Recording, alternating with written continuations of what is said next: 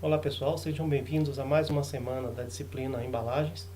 Nesta semana nós trataremos do tema sustentabilidade na indústria de alimentos com foco em embalagens. Especificamente nós vamos falar dos temas relacionados ao meio ambiente. Vale ressaltar que a gente não vai aprofundar nesse tema em função de vocês já terem tido uma disciplina específica de meio ambiente. Então o nosso foco na disciplina vai ser a cadeia produtiva da embalagem como um todo, com foco no seu papel de sustentabilidade.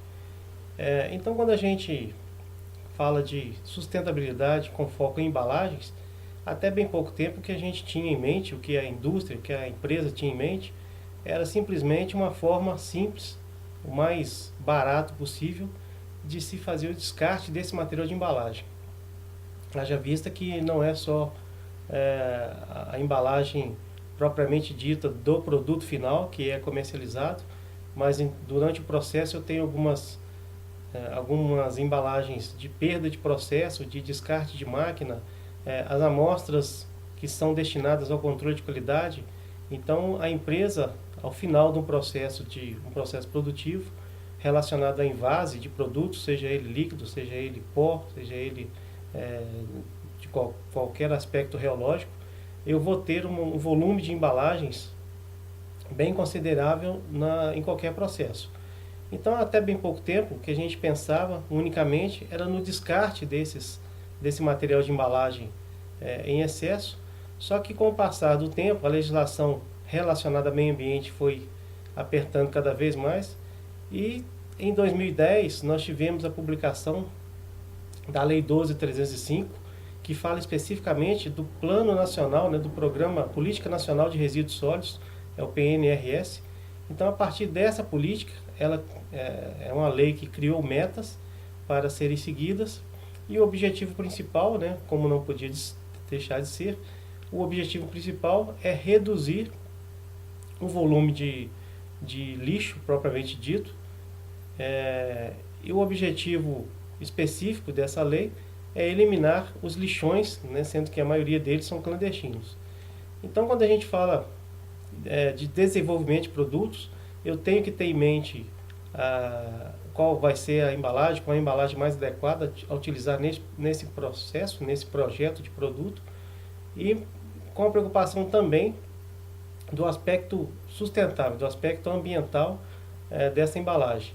Então, quando eu pego uma cadeia, o ciclo de vida do produto, eu tenho que pensar não só a partir do momento que o produto em si, que o produto alimentício é consumido, mas também agora até o momento que a embalagem que estava condicionando aquele produto, ela é degradada no meio ambiente.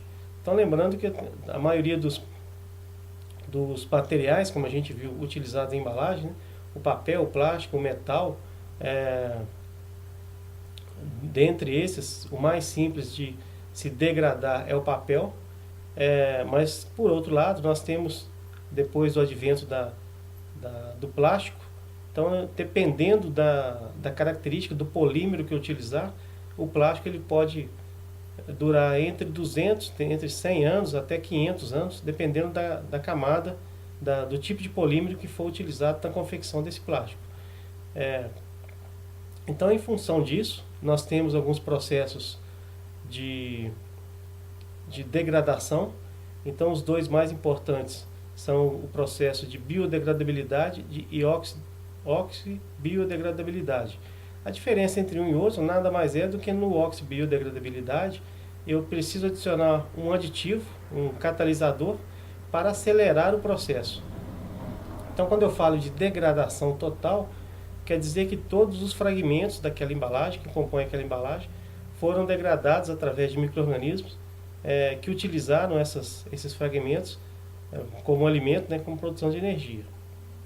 Então existem algumas normas, tanto a europeia quanto normas americanas, que definem exatamente os indicadores para se definir um processo viável de biodegradabilidade ou de oxibiodegradabilidade.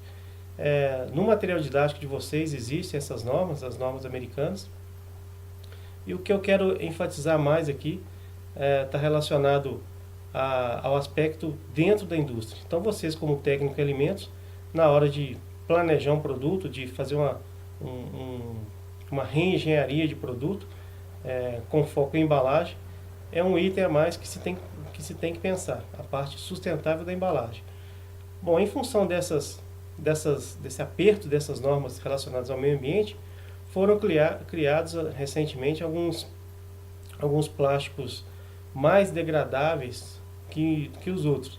Então, um exemplo claro que a gente tem em mente, uma polêmica bem recente, foram as famosas sacolinhas de supermercado, onde até então eu tinha sacolinha comum, um plástico, um polietileno de baixa densidade muito comum, e até então não se exigia, né, que a empresa, que os supermercados, as grandes redes, se preocupassem com a qualidade dessa sacolinha, chegando inclusive a proibir a utilização dessa sacolinha nos supermercados.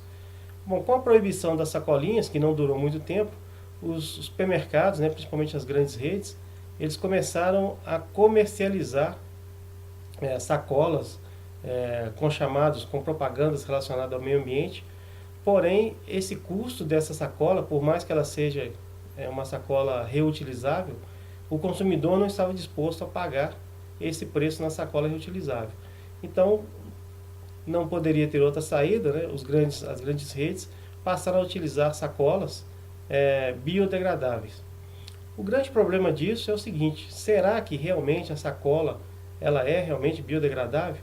Os supermercados, as grandes redes estão dispostos a pagar um pouco a mais para ter essa sacola biodegradável?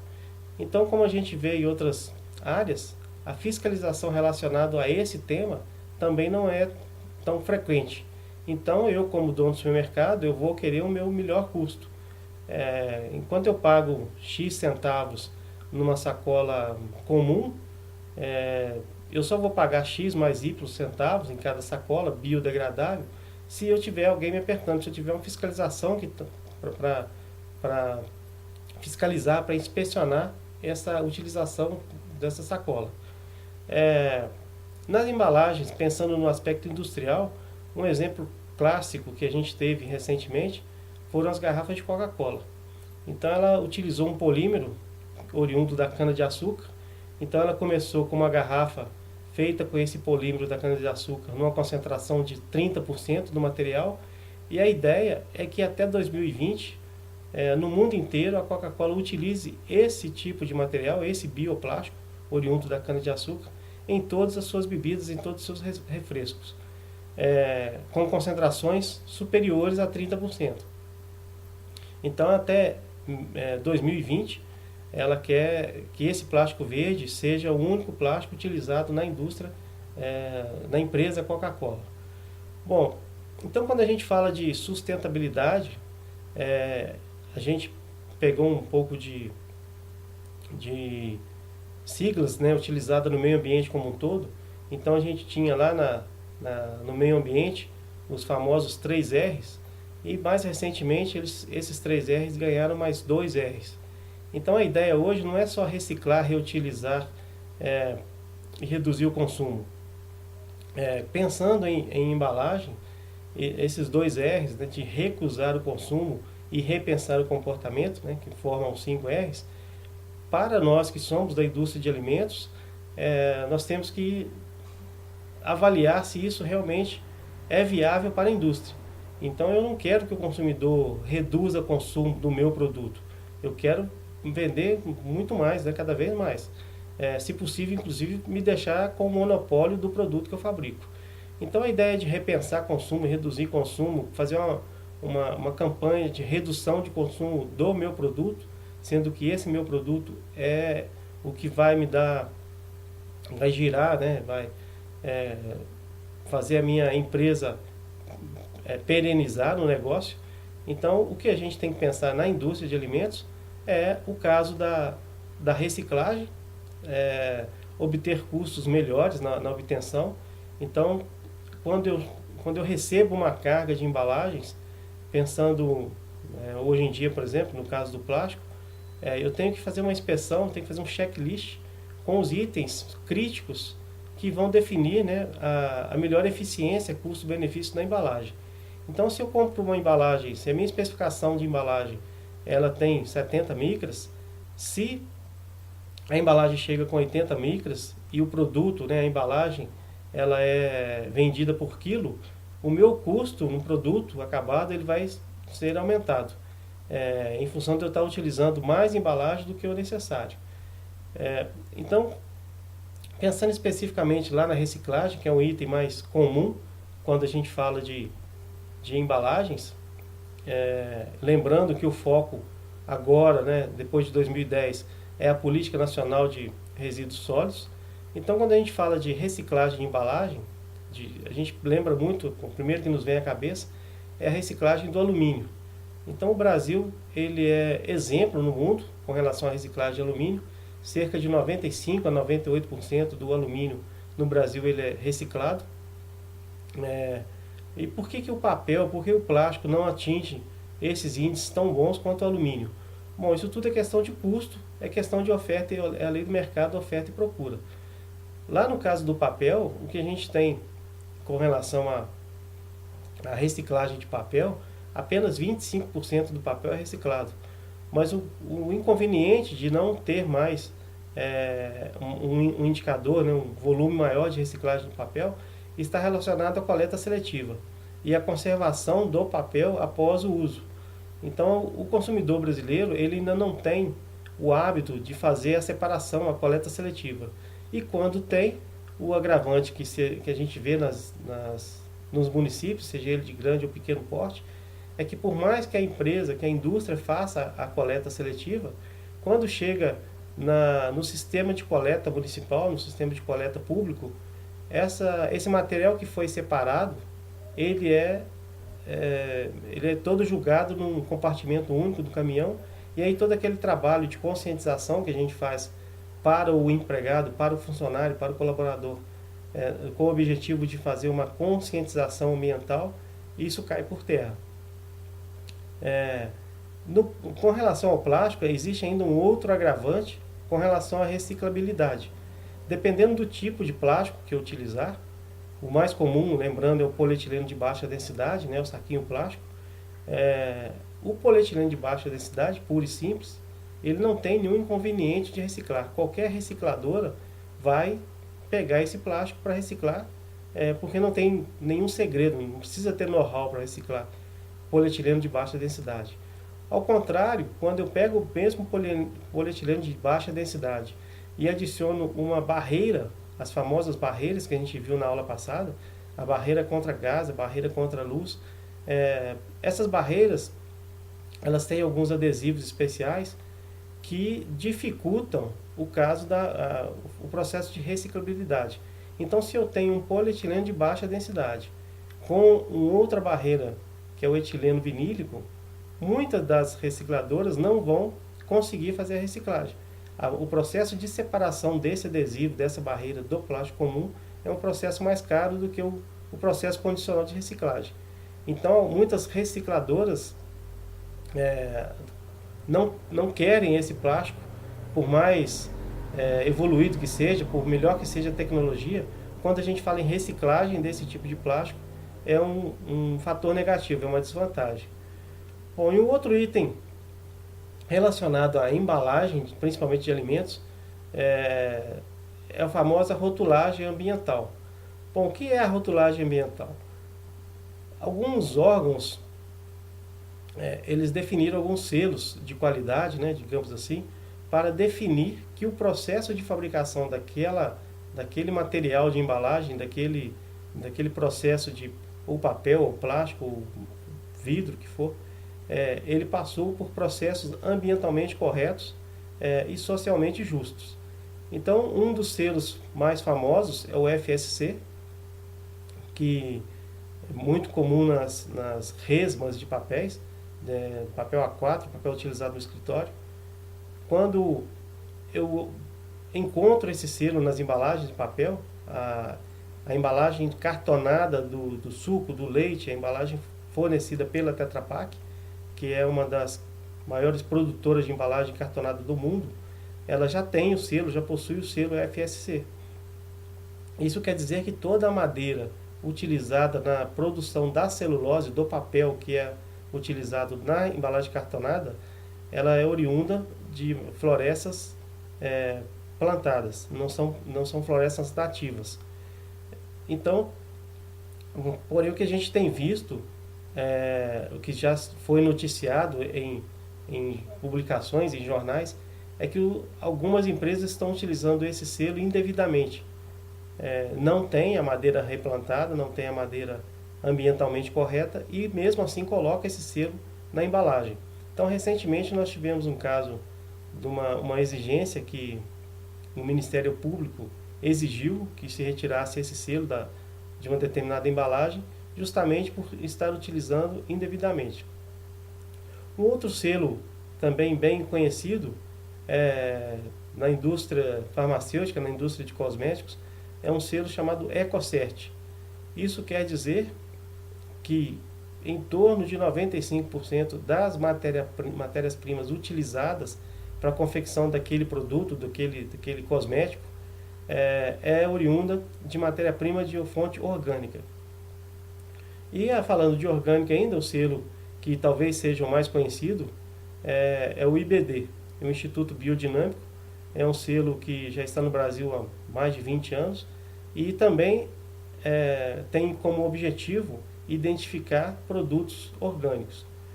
Bom, o que a gente vê na prática de reciclagem de embalagem é que os órgãos públicos como um todo, as prefeituras municipais, as secretarias de meio ambiente, elas pregam bastante informação a respeito de redução de consumo, de reciclabilidade, de reutilização, só que a ação em função desse ambiente mais sustentável ela é muito ínfima. Então o que a gente vê na prática são associações de catadores sem nenhuma muito pouca estrutura e aí a gente entra no aspecto social do negócio. Então são trabalhadores que trabalham em condições quase sub-humanas e o poder público simplesmente fecha os olhos para esse público que tem uma importância muito grande na sociedade. Isso independente do tamanho do município, seja ele grande, seja ele pequeno. As prefeituras, elas não dão o apoio necessário e quando se faz a coleta seletiva, eles ainda nos fazem o desfavor de fazer a junção de todo esse material que foi separado, que foi coletado seletivamente. Bom, então no material didático a gente tem mais algumas informações a respeito de sustentabilidade. Como eu ressaltei, por mais que a gente fale de meio ambiente, a gente não vai tratar do assunto meio ambiente, especificamente de indústria, haja vista que vocês já fizeram a disciplina. Então o que a gente tem que ter em mente é o seguinte: a Política Nacional de Resíduos Sólidos, que foi definida pela lei em 2010, a Lei 12.305. A partir de então, a empresa é uma das principais responsáveis pela destinação final do material de embalagem. Então, quando vocês estiverem lá na empresa, atuando como técnico de alimentos, tenham em mente que a cadeia produtiva da embalagem, desde o processo de produção, o processo de produção de produto final, até o processo de retorno de embalagem, destinação de embalagem, a empresa ela é corresponsável quando não é totalmente responsável. Um exemplo claro que a gente vê disso, para entender melhor como funciona, como pode funcionar, a tendência que está vindo por aí, está relacionado às embalagens de agrotóxico. Então hoje, obrigatoriamente, a loja que vende um agrotóxico, vende um fitossanitário, por exemplo, o mais famoso, só para a gente complementar o exemplo, quando eu vou na loja agropecuária e compro com um receituário agronômico, claro, um Roundup, por exemplo, após a utilização desse Roundup, obrigatoriamente eu tenho que voltar nessa mesma loja e entregar o vasilhame vazio. Essa empresa, essa loja, ela vai ter uma outra empresa, prestadora de serviço, que vai fazer um destino final nessa embalagem, um destino adequado, sem comprometer lençol freático, contaminação de leitos de rio, contaminação de solo. Então a empresa ela vai se especializar em dar o destino final para essas embalagens. Então essa tendência de ter o retorno da embalagem para que a empresa especializada dê destinação, seja ela através de um processo de compostagem, seja através de um processo de reciclagem via artesanato, através de associação de moradores, associação de bairro, associação de catadores de recicláveis. Então a empresa ela tem que se preocupar a partir de então, né? Algumas empresas já se preocupavam e agora com o advento da Lei 12.305, a preocupação agora é muito maior. Então como eu falei das embalagens cartonadas, que são as famosas embalagens do suco longa-vida, do leite longa-vida, dos produtos de soja, a embalagem hoje, a embalagem cartonada hoje ela é 100% reciclável, até bem pouco tempo ela não era totalmente reciclável. Porém, o processo de reciclagem desse material de embalagem ainda é um processo oneroso. A embalagem, como vocês viram, lá na disciplina de tecnologia de leite, essa embalagem ela é formada por plástico, por alumínio, por papel, o que dá a formatação da embalagem é o papel. Então, quando a gente fala de embalagem, de reciclagem de papel, é uma reciclagem muito tranquila. Quando a gente fala de reciclagem de alumínio, também é uma reciclagem tranquila. Quando a gente fala de reciclagem de plástico, se eu não tiver uma barreira, também é uma reciclagem que não tem muito know-how, não precisa ter muito know-how. Porém, quando eu tenho esse processo, esses produtos fundidos numa única embalagem, eu preciso primeiro fazer uma separação. Essa separação do alumínio, entre o alumínio e o plástico, é uma separação muito complexa. Não é qualquer recicladora que se consegue fazer essa separação. E em função disso, a Tetra Pak ela desenvolveu um processo padrão para fazer essa reciclagem. Então existe um equipamento que se chama Hydra Pulper. Esse Hydra Pulper faz a separação de papel e plástico, e o alumínio numa etapa posterior se consegue fazer a separação do alumínio da embalagem, e esse processo foi tão bem aceito, foi tão bem estruturado, que a Tetra Pak do Brasil chegou a enviar esse mesmo processo para o mundo inteiro. Então o processo que é utilizado para reciclagem de embalagens cartonadas no mundo inteiro, ele nasceu aqui no Brasil há cerca de 10 a 15 anos, com uma parceria, não foi só a Tetra Pak, houve uma parceria de alguns órgãos de pesquisa, dentre eles o IPT, e hoje é um sistema eficiente de reciclagem. Bom, então na próxima semana nós trataremos outros assuntos. Por essa semana a gente fica por aqui. Tenham todos uma boa semana.